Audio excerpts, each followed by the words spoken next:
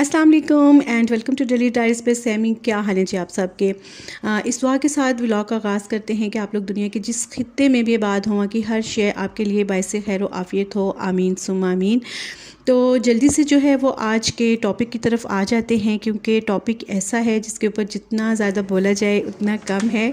और मैं जब सारी ये इधर वीडियोस जो हैं वो कलेक्ट कर रही थी, तो आप यकीन करें मुझे वो वीडियोस जो हैं वो कम लगना स्टार्ट होगी, और मैंने थोड़ा बहुत जो है उन्हीं को चेंज करके इसके अंदर मैंने दोबारा से ऐड किया ताकि मैं अपनी बात जो है उसको कंप्लीट कर लूँ। तो टॉपिक में जो है वो एजुकेशन के हवाले से है बच्चों की, कि आप किस तरीके से अपने बच्चों को बेहतरीन एजुकेशन दे सकते हैं और उनको जो है तालीम हासिल करने के लिए उनका पढ़ाई में किस तरीके से जो है वो दिल लगा सकते हैं। तो इसके लिए पहला जो सबसे टॉपिक है, पहला जो पॉइंट है वो ये है कि माहौल, आपके घर का जो है वो माहौल कैसा है।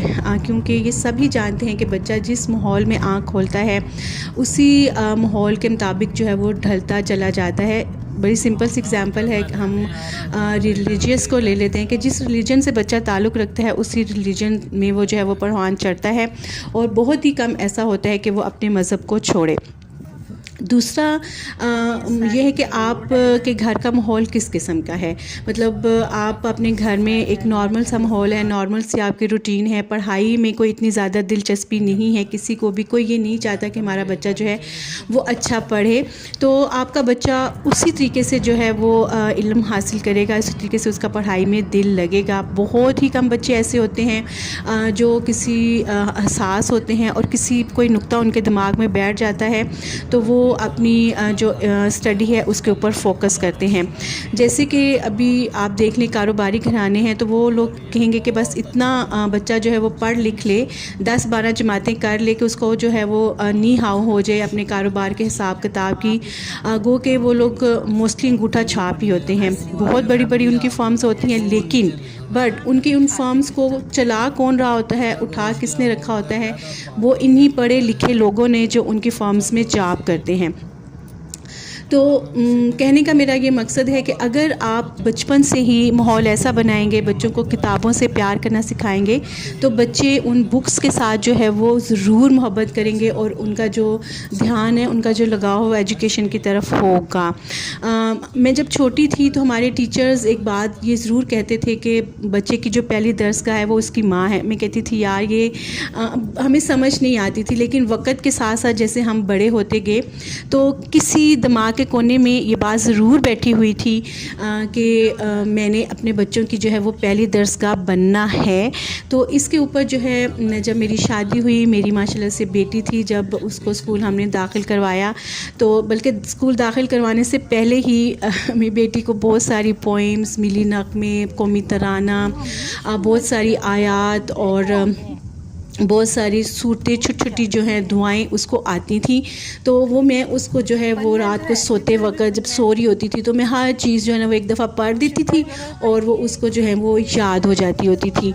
तो इस तरीके से मैंने उसके लिए पहले से छोटी छोटी जो हैं वो बुक्स स्टोरीज़ की लेके आनी, जिनके ऊपर डिफरेंट कार्टून्स बने होने, और उसको वो उनको बस देखती रहती थी। और उसको वो अभी उसको पढ़ना नहीं आता था उन चीज़ों को, लेकिन उसको उन चीज़ों से प्यार था। फिर उसने उस तरह की डायरीज बनाना स्टार्ट की, ड्राइंगें करने की। अभी वो स्कूल नहीं जाती थी। तो कहने का ये मकसद है कि आप अपने बच्चों को जैसा माहौल देंगे, बच्चे उसी तरीके से जो है वो उसको अपने अंदर ढाल लेंगे। तो अगर आप जॉइंट फैमिली सिस्टम में रहते हैं, आप सेपरेट रहते हैं, आप वर्किंग वूमेन हैं, जो भी हैं, जिस भी हाल में हैं, अपने बच्चों को जो है वो ज़रूर टाइम दें। मैं बिल्कुल स्कूल गोइंग जब आप बच्चे को दाखिल कराते हैं उस वक़्त की बात कर रही हूँ। अगर आप उस वक़्त अपने बच्चे को लेके बैठ जाते हैं और 1.5 से 2 घंटा जो है वो उनको दे देते हैं, उनकी बुक्स के साथ आप प्यार करते हैं, कवर चढ़ाते हैं, अच्छे अच्छे स्टिकर्स लगाते हैं, तो आप यकीन करें आपके बच्चे भी बिल्कुल वैसा ही करेंगे। उनको अपनी उन किताबों से बहुत प्यार होगा, वो उनके ऊपर एक लाइन भी लगाना पसंद नहीं करेंगे। मेरे बच्चों की बुक्स साल के बाद भी ऐसी होती थी जैसे बिल्कुल नई बुक्स हैं। तो आप अपने बच्चों को स्टडीज़ का माहौल ज़रूर दें। घर का माहौल ऐसा बनाएं, एज़ अ मदर एक कॉर्नर ऐसा बनाएं जिसके अंदर आप का बच्चा जो है उधर बैठ के उस जगह से प्यार करे, उसके अपनी चीज़ों से प्यार हो, पेंसिल्स, रेज़र्स और ये सब चीज़ें अच्छी अच्छी सी उनके उसके अंदर अट्रैक्शन पैदा हो। ठीक है, तो आ जाते हैं जी अब हम दूसरे पॉइंट की तरफ। दूसरा पॉइंट है स्कूलिंग। स्कूलिंग जो है वो भी बहुत ज़्यादा मेन पॉइंट है कि आप अपने बच्चों को जब स्कूल एडमिशन करवाते हैं तो उनकी स्कूलिंग कैसे करते हैं। पहले मैंने ये हम सुनते होते थे कि जी यार पहले ज़माने च तो लोग पढ़ते सन टाटा दे स्कूल ते बह के ते किथे दे किथे टुर जाते हैं। बिल्कुल ये बात बिल्कुल ठीक है, लेकिन आप मेरी बात से एग्री करेंगे कि उस पूरे गांव को एक या दो बंदा ही जो है वो रिप्रेजेंट कर रहा होता था और वो ही कोई गज़टेड सीट तक जो है वो पहुंचता था, बट वो चीज़ भी काफ़ी थी। ये आज से 40-50 साल पहले की मैं बात कर रही हूँ, तो वो चीज़ भी काफ़ी होती थी। हम कहते थे जी हाँ हमारे गांव का जो वो बंदा है ना वो फ़लाना है तो वो फ़लाना है। लेकिन अभी कंपटीशन बहुत ज़्यादा टफ़ हो गया है और लोगों में बहुत ज़्यादा शौर आ गया है, लोग एजुकेशन की तरफ जो हैं वो बढ़ रहे हैं। और मैं ये इस बात पे 100% एग्री हूँ कि अब तकरीबन हर घर में जो एक माँ है वो 10-12 जमातें तो ज़रूर पढ़ी हुई है। तो इसलिए आप बच्चों की स्कूलिंग के दो पॉइंट हैं। जैसे मैं रावलपिंडी इस्लामाबाद में रहती हूँ, तो यहाँ पर या तो आप एक जो है वो सरकारी स्कूल को अख्तियार कर लें, क्योंकि यहाँ पे बहुत ज़्यादा सरकारी स्कूल हैं, उधर डाल दें और बच्चे के लिए जो है वो फिर आप अकेडमी बनाएं। स्टार्ट में तो आप बच्चे को ख़ुद पढ़ाएं। मैंने अपने बच्चों को अल्हम्दुलिल्लाह 8 क्लास तक ख़ुद पढ़ाया है और उसके बाद फिर जब मुझे नहीं आता था तो फिर मैंने इनके लिए अकेडमीज़ जो हैं वो 9th-10th में ज़रूरी थी, मैंने इनके लगवाई। और मैं 2005 की बात कर रही हूँ, जब हम इस सोसाइटी में आए तो ये शहर से काफ़ी दूर थी। तो यहाँ पर भी मैंने बेस्ट स्कूल जो है वो अपने बच्चों के लिए चूज़ किया, क्योंकि इधर सरकारी स्कूल नहीं थे। तो मैं एक कर्नल साहब का स्कूल था, बहुत अच्छा स्कूल था, एजुकेटर उसका नाम है, और उस वक्त भी काफ़ी अच्छा खासा ये एक्सपेंसिव था। तो मैंने उसका इंतखाब किया और उसके अंदर मैंने अपनी दोनों बच्चियों को जो है वो पढ़ाया। इनकी जो बेसिक थी ना वो बहुत ज़्यादा अच्छी बन गई हुई थी। मसलन इनको हर चीज़ जो है वो नी हाउ थी। अल्हम्दुलिल्लाह मेरे 5 बच्चे हैं और मैंने यही कोशिश की कि मैं अपने बच्चों के लिए उन स्कूल्स का इंतखाब करूं जो खुले हों, जिनका ग्राउंड हो, मेरे बच्चों को एक सीट के ऊपर बैठ के जो है वो सारा दिन नहीं गुजारना पड़े, कंजस्टेड नहीं हो, घरों के अंदर जो है वो स्कूल ना हो। तो और मेरी ये भी कोशिश थी कि उन स्कूल्स के अंदर जो है वो टीचर परमानेंट हो, टीचर जो है वो हर 2-3 महीनों के बाद चेंज ना हो जाते हों। कभी भी उन स्कूल्स का इंतखाब ना कीजिए जहाँ पर टीचर्स जो हैं वो चेंज होते हैं, और उन स्कूल्स का इंतखाब कीजिए जहाँ पे बच्चों को जो है वो ग्राउंड की फैसिलिटीज़ भी हो, ताकि बच्चे स्टडीज़ के साथ साथ जो है वो ब्रेक का इंतज़ार करें, गेम पीरियड का इंतज़ार करें। तो वहाँ पर बच्चों का जो है वो जाने का भी दिल करेगा। देखें हर इंसान जो है वो एक तरीके के सारा दिन नहीं गुजार सकता, उसको थोड़ी सी डिफरेंट रूटीन ज़रूर चाहिए होती है। और स्कूल जब आपको ये सब चीज़ें प्रोवाइड करता है ना, तो बच्चे बहुत खुशी से उन स्कूल्स में जाते हैं, वो बिल्कुल से भी फेड अप नहीं होते। अच्छा, मैं कह रही थी सरकारी स्कूल और प्राइवेट स्कूल्स, तो मैंने आपको बता दिया कि एक तो ग्राउंड उनके लिए बिल्डिंग अच्छी होनी चाहिए, टीचर्स अच्छे होने चाहिए। दूसरे, अगर आप अपने बच्चों के लिए सरकारी स्कूल का इंतखाब कर रहे हैं तो वहाँ पर भी कम्युनिटी का ज़रूर ख्याल रखें। सरकारी स्कूल भी 2-3 दर्जात के होते हैं, तो कोशिश कीजिए कि वो सरकारी स्कूल हो जहाँ पर अच्छे सोसाइटी के अच्छे बच्चे आते हैं। मैं किसी भी बच्चे को बुरा नहीं कह रही हूँ, लेकिन आप ये देखेंगे कि जितना लोअर लेवल के स्कूल होंगे मोस्टली उनमें बच्चे भी वैसे ही होते हैं, उनकी लैंग्वेज बहुत चेंज होती है, उनका उठना बैठना बहुत चेंज होता है।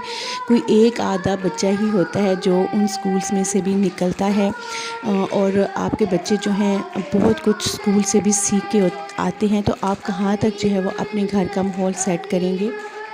कोशिश कीजिए प्ले ग्रुप से ही बच्चे के लिए अच्छे स्कूल का इंतखाब करें, और अगर अच्छा स्कूल आपकी रिहाइश से बहुत ज़्यादा दूर है तो आप अपनी जो जगह है उसको मूव कर लीजिए और वहाँ पर स्टे कीजिए जहाँ पर आपके बच्चों के लिए अच्छी स्कूलिंग है। घर में जो है वो बच्चों को तालीम मैंने आपको बता दी है, और जब बच्चे पढ़ के आएँ, स्कूल से आएँ, तो उनको शाम का जो टाइम है वो मखसूस कर लें, उनकी कॉपीज़ को ज़रूर चेक करें। और उनमें ऐसे ही करती थी, उनका हर चीज़ उनके बैग में मैंने ख़ुद निकाल के जो है ना वो मैं देख लेती होती थी। और बच्चे स्कूल की हर एक बात आके मुझे ज़रूर बताते होते थे।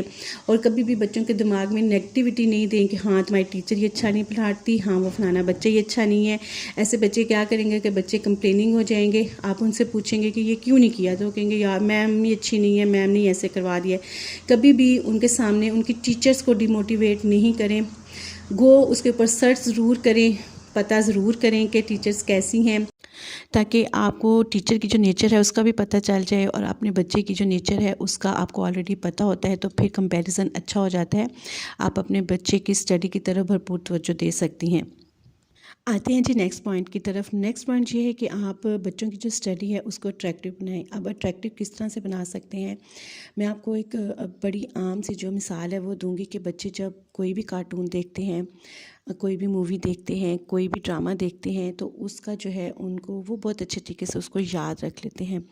एक ये भी हकीकत है कि हमारी जो दिमाग है वो उस चीज़ को ज़्यादा याद रखता है जिस चीज़ को वो देखता है बजाय सुनने के, क्योंकि उसको उसके अंदर इंट्रैक्शन पैदा हो रही होती है, उसको डिफरेंट कैरेक्टर्स जो हैं वो नज़र आ रहे होते हैं।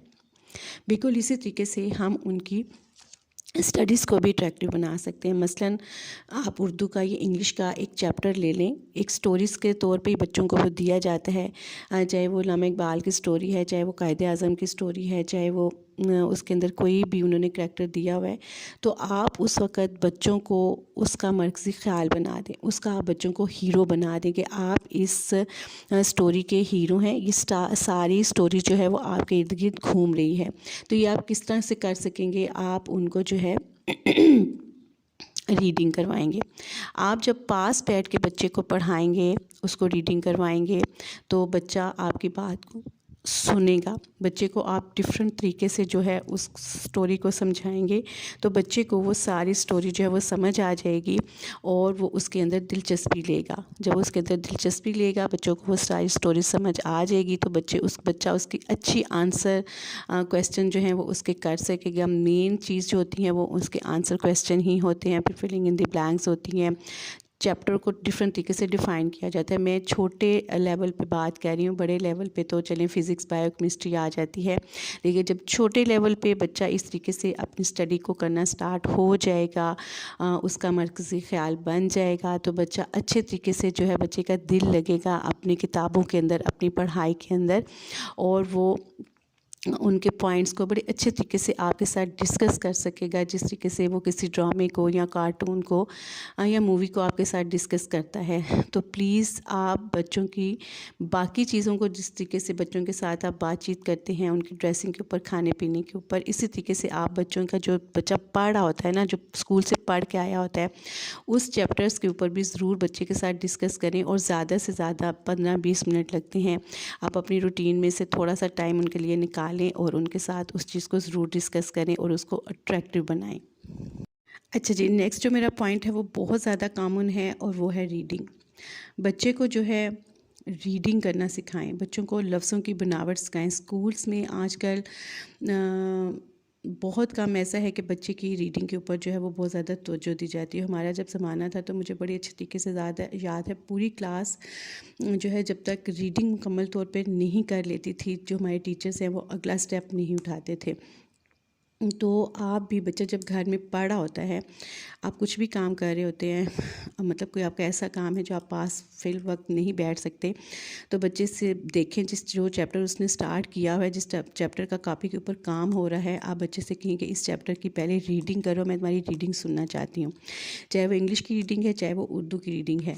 और जब बच्चा रीडिंग कर रहा होता है तो आपको उस वक्त पता चल जाता है कि बच्चे ने ये लफ्ज़ गलत बोला है।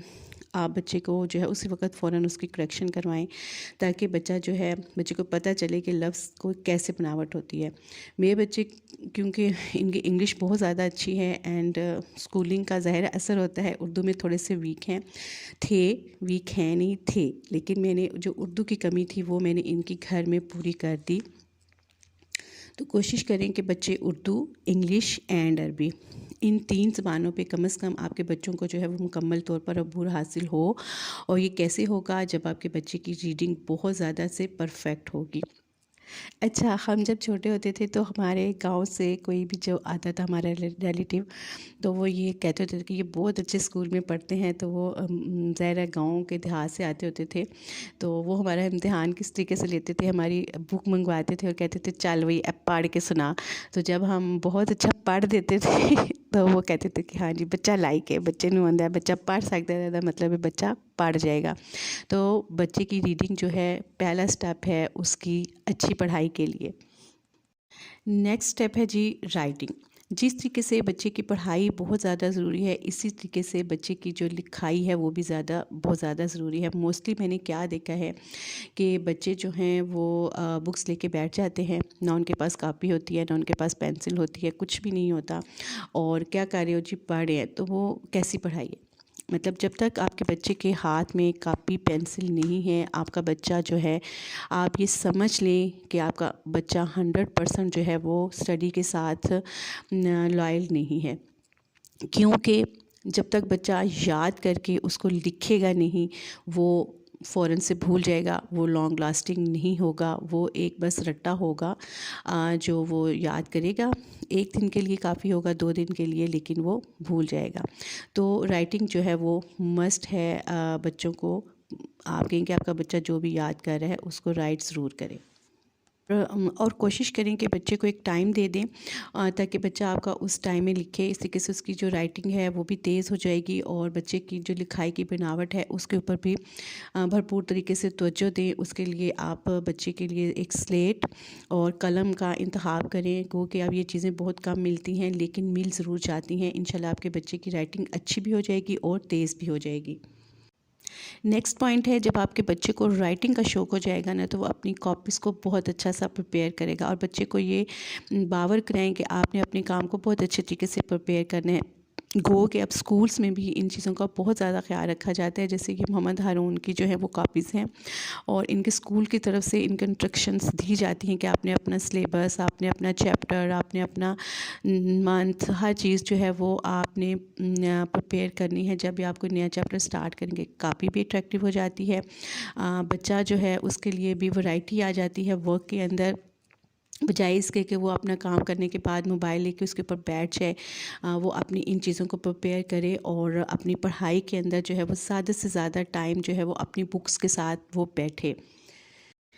नेक्स्ट पॉइंट है जी लैंग्वेज। आप कोई भी लैंग्वेज आपने सीखनी है वो आपकी स्टडीज़ के लिए बहुत ज़्यादा ज़रूरी है। जैसे कि हमारा जो इलाका है यहाँ पर हमें इंग्लिश नहीं आती, तो हम इंग्लिश को बहुत ज़्यादा अहमियत देते हैं कि किसी एक जो लाइक बच्चा है ना उसके लिए इंग्लिश अगर उसको आती है तो वो लाइक है। और दूसरे मज़हब के हवाले से देखें तो अरबी ज़ुबान है। अब ये दोनों जो ज़ुबानें हैं वो हमें याद करने से कभी भी आपको इंग्लिश और अरबी नहीं आएगी। इसके लिए बेहतरीन हाल है कि आप अपने बच्चों को उस लैंग्वेज से रिलेटेड मूवीज़ दिखाएं, कार्टून दिखाएं और ड्रामास दिखाएं। मेरे बच्चे जब छोटे थे, मुझे इंग्लिश बहुत ज़्यादा अच्छी नहीं आती, लेकिन मैं चाहती थी कि मेरे बच्चे इंग्लिश को बहुत अच्छा जो है इनको आए। तो ये क्या करते, मैंने कभी इनको उर्दू में जो है ना वो कार्टून्स नहीं देखने देती थी। ये इंग्लिश में कार्टून्स देखते थे। थोड़े से बड़े हुए तो फिर मैंने इनको इंग्लिश मूवीज़ दिखाई। वो मूवीज़ थी जो मेरे साथ ये बच्चे देख सकते थे। बच्चे को कभी भी मोबाइल मत दें, बच्चे को कंप्यूटर दें ताकि जिसको आप भी देख सकें, आप मॉनिटर कर सकें। और कभी भी इनके कमरों में जो है ये कंप्यूटर वगैरह नहीं रखें। कोशिश करें कि टीवी लॉन्च में या ओपन एरिया में रखें जहाँ पे आप चलते फिरते अपने बच्चे को देख सकें कि आपके बच्चा क्या देख रहा है। तो इंग्लिश लैंग्वेजेस के लिए ज़रूरी है कि आप बच्चों को जो है वो मूवीज़ दिखाएं। बच्चा जब सुनता है और उसी काम को करता हुआ देखता है तो वो बिल्कुल उसकी मदर टंग जैसा हो जाता है। मेरे बच्चे अल्हम्दुलिल्लाह इनकी इंग्लिश बहुत ज़्यादा अच्छी है और इसका एक ही वाहिद रास्ता यही था कि मेरे बच्चों ने इंग्लिश मूवीज़ और कार्टून्स बहुत ज़्यादा देखे हैं। तो ये थी जी मेरी आज की वीडियो। मैंने अपनी ज़िंदगी का जो तजुर्बा आपके साथ शेयर कर दिया। मुझे उम्मीद है आपको वीडियो पसंद आएगी। अल्लाह।